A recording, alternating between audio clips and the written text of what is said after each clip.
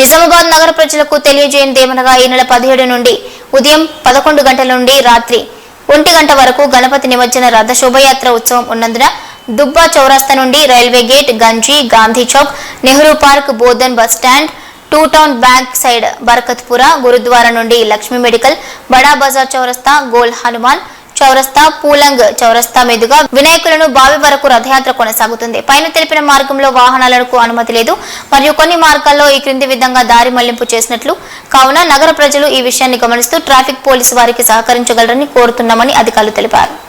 Chaturthi September 7 నాడు start అయింది.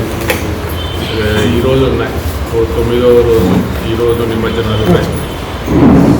చివరగా ఫైనల్ నిమజ్జనాలు ఎల్లుండి ఉన్నాయి. ఎల్లుండి 17వ తేదీ నాడు ఉన్నాయి. నిజామాబాద్ జిల్లాలో ఈ నిమజ్జనాలన్నీ ప్రశాంతంగా జరగడానికి మా పోలీస్ శాఖ తరఫున బందోబస్తు ఏర్పాట్లన్నీ చేయడం జరిగింది. తగిన సిబ్బంది, మొత్తం సిబ్బందిని పెట్టడం జరిగింది. వీళ్ళు కాకుండా ట్రైనింగ్లో కూడా ఉన్నారు కానిస్టేబుల్స్. వాళ్ళను కూడా ఈ బందోబస్తుకు ఉపయోగించుకుంటున్నాం. మా పోలీస్ శాఖ తరఫుననే కాకుండా ఇంకా ఇతర శాఖ అధికారులందరితో సిపి గారు కోఆర్డినేట్ చేసుకొని భక్తులకు ఎట్లాంటి అసౌకర్యం కలగకుండా, ఎట్లాంటి ప్రమాదాలు జరగకుండా అన్ని ఏర్పాట్లు చేస్తున్నాం. ఈ సందర్భంగా మా పోలీస్ శాఖ తరఫున విన్నపం ఏమిటంటే అందరూ మాకు సహకరించండి.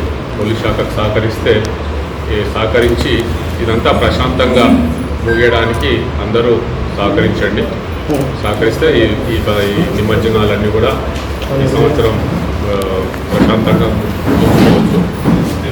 అంటే నేను ఈరోజు వచ్చి ఈ ఏర్పాట్ల గురించి సిపి గారు, ఇంకా ఏసీపీలు, ఇన్స్పెక్టర్లు వారితో చర్చించడం జరిగింది. చర్చించి తగిన సూచనలు ఇవ్వడం జరిగింది. సిపి గారు, నిజామాబాద్ సిపి గారు అన్ని ఏర్పాట్లు చేసి ఈ బందోబస్తు ప్రశాంతంగా ముగియడానికి అన్ని చర్యలు తీసుకుంటున్నారు. ఈ ఏర్పాట్లు అవన్నీ నేను చూడడం జరిగింది. పర్సన్స్, ఇంతకుముందు ఉన్న రౌడీ షీటర్స్ అట్లాంటివి ఉంటే వాళ్ళ మీద కూడా నిఘా పెట్టడం జరుగుతుంది. అదుపులో కూడా తీసుకోవడం జరుగుతుంది. ఎవరైనా అల్లర్లకు, ఇంతకుముందు గతంలో అల్లర్లకు పాల్పడిన వాళ్ళు ఎవరైనా ఉంటే అట్లాంటి వాళ్ళని గుర్తించి ముందుగానే వాళ్ళ మీద కూడా మేము చర్యలు తీసుకుంటాం. ఏం చేయలే ఇప్పటివరకు.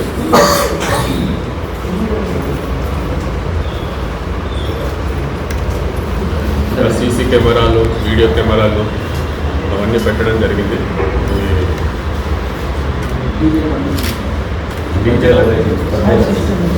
డీజేలకు లేదు, అనుమతి లేదు.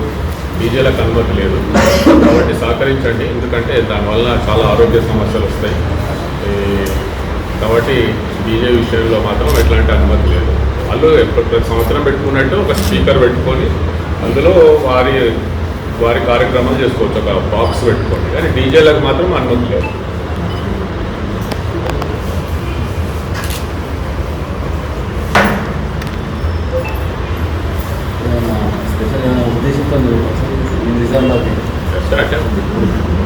నిమజ్జనాలు జరుగుతున్నాయి కాబట్టి సందర్భంగా రావడం జరిగింది. వచ్చినప్పుడు మీతో మాట్లాడితే అట్లా ప్రజలు కూడా తెలుస్తుంది అనే ఉద్దేశంతో మిమ్మల్ని పిలవడం జరిగింది. అంటే జనరల్గానే